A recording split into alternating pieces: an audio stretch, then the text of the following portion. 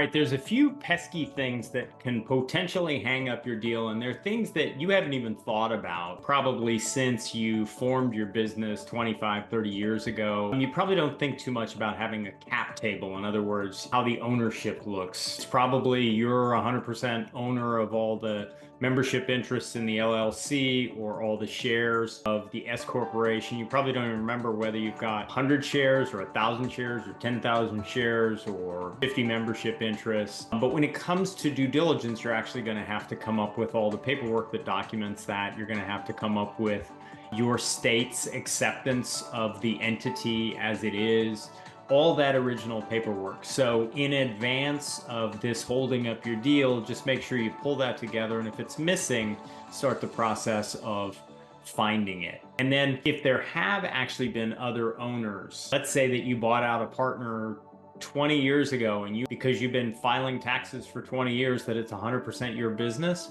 you're still going to have to document the transfer of that ownership. So you may have to do some forensics here and dig deep and find all that paperwork. And then if there have been divorces, maybe you, maybe your partners, if there's an MSA, if there's any shares pledged as collateral for, say, a payout on a loan over time, or there's an ownership interest that's to be paid when the business sells, or you need to prove that there isn't one of those things. And so you've got to provide the MSA to show that even though you and your wife used to own all the shares that, for the last 15 years, it's been all yours, you're going to have to document all that. So people won't just take your word for it. Your buyer won't take your word for it. And even if they will, their counsel won't take your word for it.